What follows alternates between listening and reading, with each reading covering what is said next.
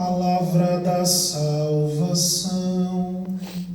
Glória a vós, Senhor.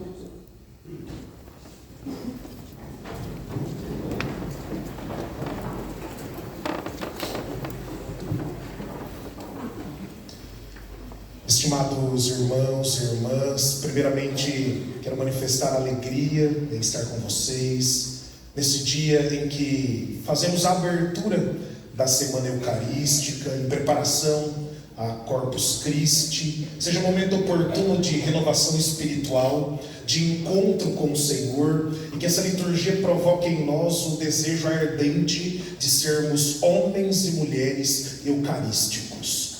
Uma semana eucarística só tem real e verdadeiro sentido se provocar em nós esse desejo ardente de, unidos a Jesus na Eucaristia, pela comunhão, pela adoração, pela vida eucarística, termos uma vida que de fato manifeste ao mundo que vale a pena ser de Jesus.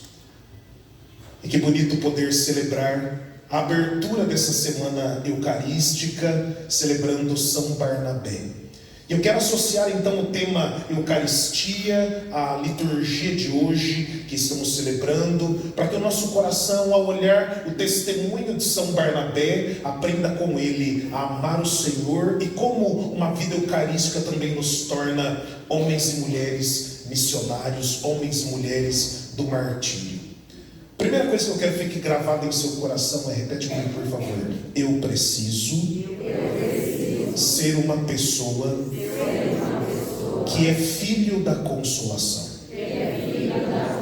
Meu irmão, minha irmã, eu e você precisamos ser como Barnabé, filhos da consolação, e só assim nós vamos ser de fato homens e mulheres eucarísticos. Barnabé tinha o nome José, e este nome Barnabé é imposto a ele pelos apóstolos. Ele já tinha um nome muito lindo, José. Yosef significa aquele que acrescenta. Mas os apóstolos olham para a figura de Barnabé, homem justo, fiel, como ouvimos na primeira leitura, um judeu autêntico, praticante, que conhece Jesus, se apaixona por ele, se torna cristão, e os apóstolos impõem a ele este nome, Barnabé, que significa filho da consolação.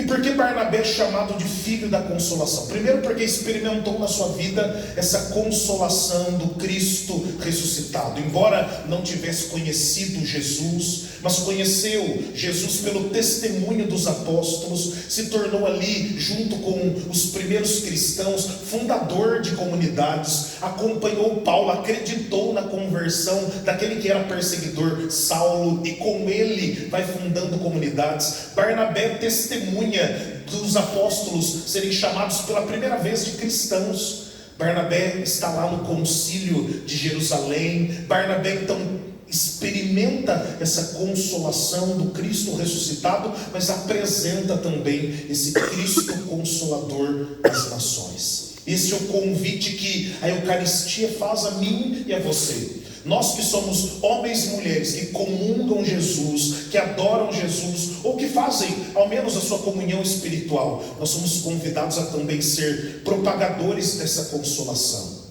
Jesus um dia consolou seu coração, eu tenho certeza disso. Um dia a voz do Redentor ecoou na tua vida, na tua história: vinde a mim, vós todos que estáis cansados, abatidos, fadigados com o peso dos vossos fardos, e eu vos aliviarei. De alguma forma, em algum momento da sua história, essa consolação chegou ao seu coração. E ser filho da consolação é levar também a outros corações a graça que nós recebemos. Olha que ouvimos no Evangelho de hoje: de graça recebestes, de graça deveis dar. Barnabé, que experimenta essa consolação de forma gratuita, manifesta na sua vida, se torna também esse arauto de um Deus consolador. E você e eu somos convidados a levar essa consolação também àqueles que estão à nossa volta. E é por isso que, para ser homem ou mulher eucarístico, nós precisamos ser filhos da consolação. E ser filho da consolação, como disse, é abrir o coração para este Deus que vem ao nosso encontro na Eucaristia nos consolar, mas também nos convida, enquanto homens e mulheres eucarísticos, levar essa consolação aos lugares onde estamos. Tem um documento da igreja chamado Lumen Gentium que diz que os leigos têm um apostolado que nós padres não temos. Tem uma parte que fala sobre a apostolicidade dos leigos. Nós padres não podemos chegar em todos os lugares da sociedade.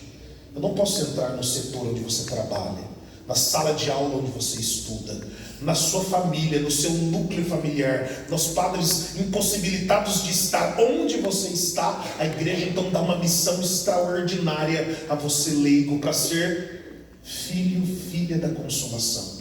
São Francisco de Assis dizia: toma cuidado com a tua vida, porque a tua vida pode ser o único evangelho que o teu irmão lê.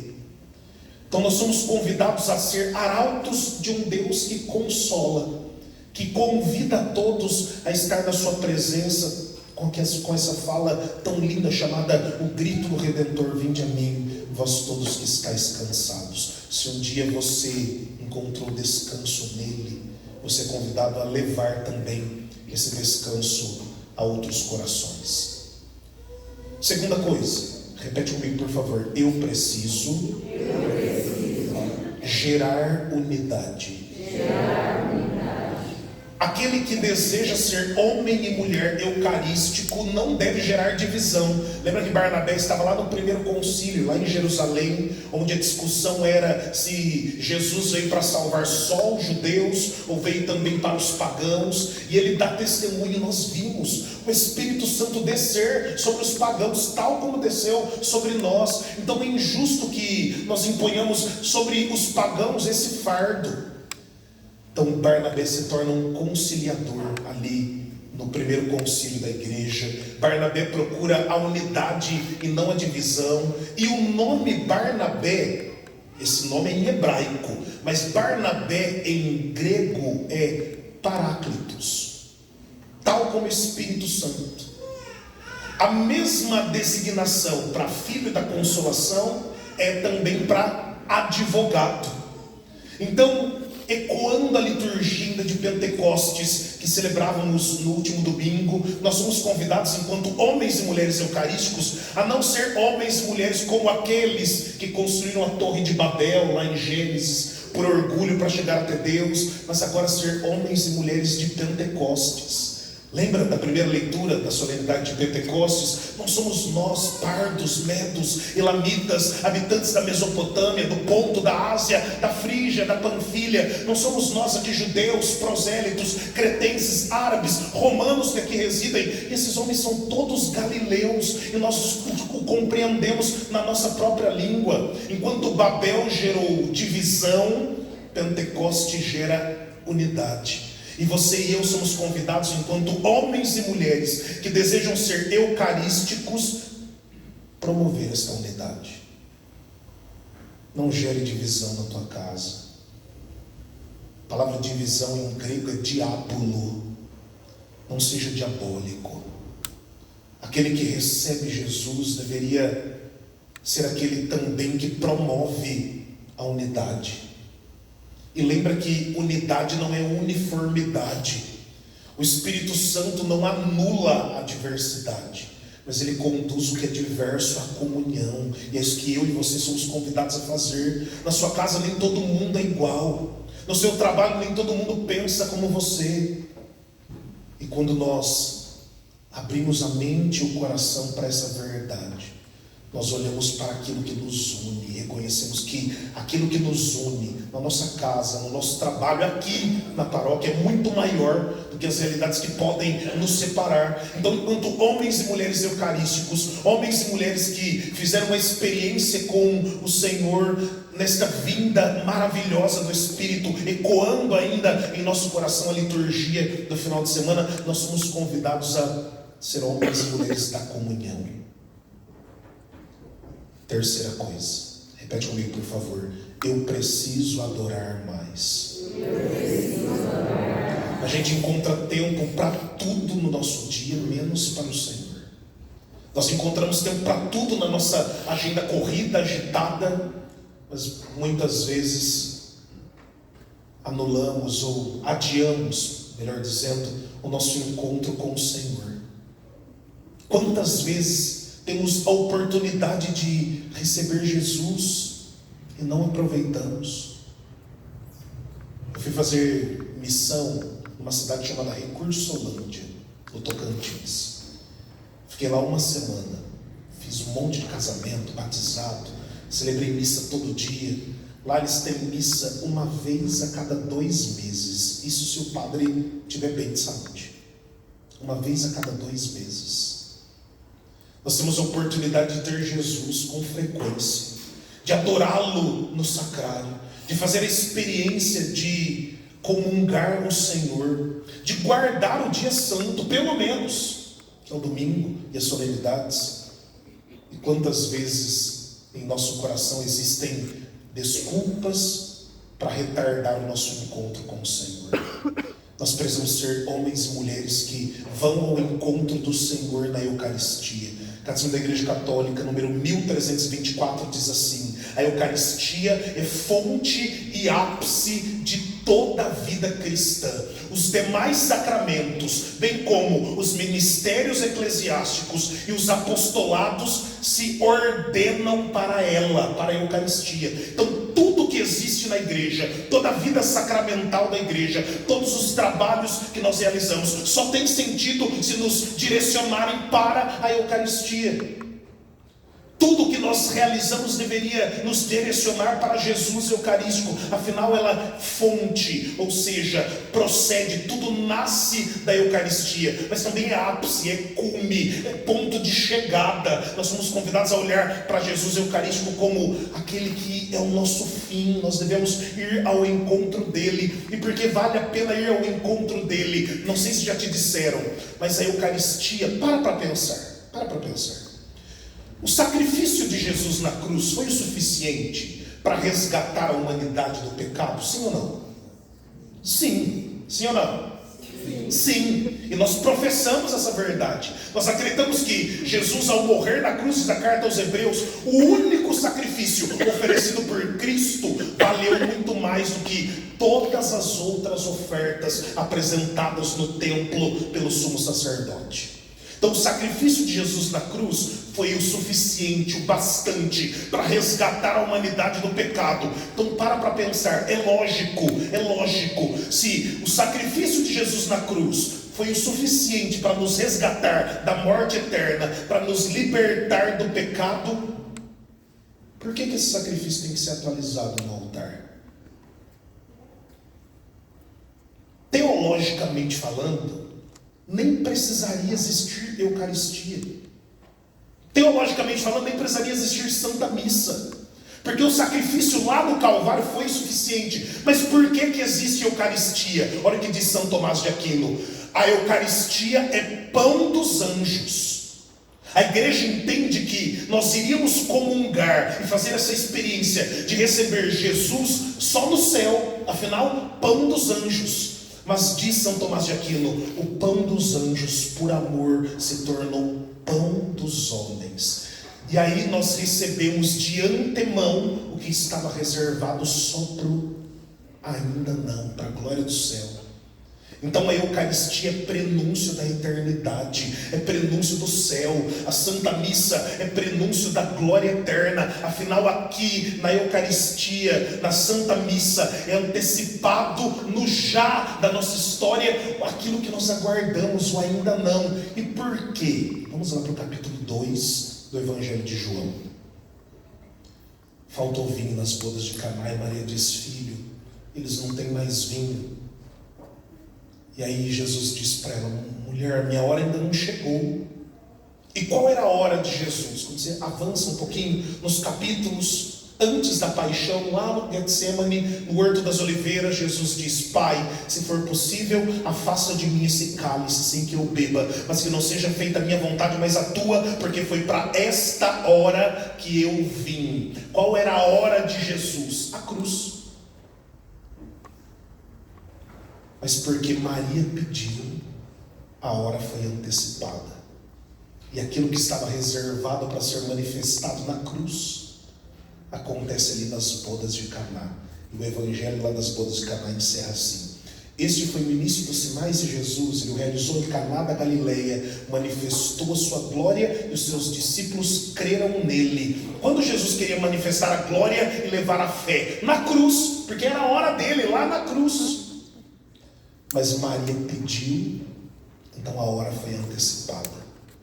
Eu faço essa comparação com a Eucaristia. A igreja olha para o céu e diz: Jesus, sabemos que não é a hora. Comungar-te seria só na eternidade no céu, mas antecipa a hora. E aí o padre, olhando para o Pai, diz: Pai, envia teu Espírito para que este pão e este vinho se torne o corpo e o sangue do teu Filho. Veja que a igreja faz o que Maria fez nas bodas de Caná. A hora é antecipada, o céu é antecipado, e é por isso que se une a nossa voz, a voz dos anjos, e nós entoamos santo, santo, santo. É por isso que comungar é permitir que o Cristo transforme a nossa vida. E eu entro agora no quarto e último ponto. Repete comigo, por favor. A Eucaristia me torna missionário. Quando nós recebemos Jesus na Eucaristia ou participamos da Santa Missa, a missa sempre é encerrada com um convite à missão: ide em paz, ou anunciai a todos a boa nova, ou proclamai as maravilhas do Senhor. Nós somos enviados. No rito antigo, id missa est, que pode ser traduzido por ide, a missa é agora.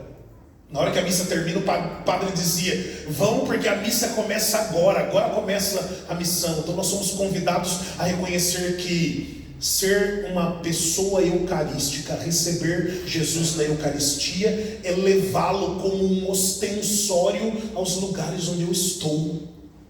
Maria entrou na casa de Isabel e disse: Shalom Adonai, prima. Ela disse: a hora que a sua saudação chegou nos meus ouvidos, a criança pulou de alegria no meu ventre. Maria só disse: oi, prima, mas tinha Jesus dentro dela e mudou o ambiente. E aí nós chegamos nos lugares, aí ao invés de trazer paz, nós trazemos discórdia. Jesus disse no Evangelho: levem a paz. Se a pessoa for de paz, a paz ficará lá. Se não for, voltará para você. Então para de gerar discórdia, divisão, briga desnecessária. Para de ser na sua casa motivo de divisão. Para de ser no seu trabalho motivo de picuinha. Nós cristãos deveríamos ser os diferenciais na sociedade, mas aí nós estamos nas rodas de fofoca. Sai, pelo amor de Deus, daquele grupo de WhatsApp que só tem porcaria. Pelo amor de Deus, a vida cristã, a vida comprometida com a Eucaristia pressupõe renúncia aquilo que nos aparta do Senhor, aquilo que nos afasta dele, aquilo que pode nos roubar o céu. E quando nosso coração está aberto a Jesus Eucarístico, nós permitimos que este Deus que recebemos nos transforme nele. Comungar é dizer: Senhor, eu vivo, mas não eu, és tu que vive em mim. Eu era 30 quilos mais gordo, né? Ainda bem que eu vim aqui já magro, pra vocês terem essa memória de mim. Mas antes de ir no meu nutrólogo, né? Ele me falou assim: Padre Daniel, você está comendo muita porcariada, né? E não sei porque a gente mente nessas horas. Não, eu como direitinho.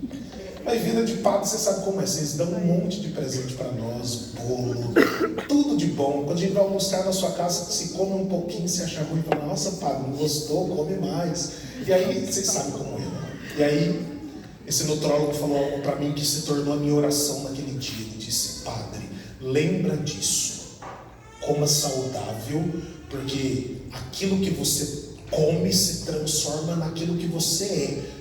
Tenho certeza que você já escutou isso em algum momento. Você é aquilo que você come. E aí eu saí do consultório dele não pensando na dieta que eu faria, mas pensando na minha vida, que tem que estar em conformidade com o Deus que eu recebo em mim na Eucaristia. Se nós somos aquilo que nós nos alimentamos, já passou da hora de sermos Cristo. Afinal, Barnabé foi testemunha de que chamaram eles de cristãos, e cristão significa outro Cristo. Nós deveríamos ser confundidos com Cristo. Como eu disse lá no primeiro ponto, toma cuidado com a tua vida, porque a tua vida pode ser o único evangelho que o teu irmão lê. Que essa semana eucarística provoque em mim e em você esse desejo ardente de trazer Jesus em nós e permitir que Ele nos transforme.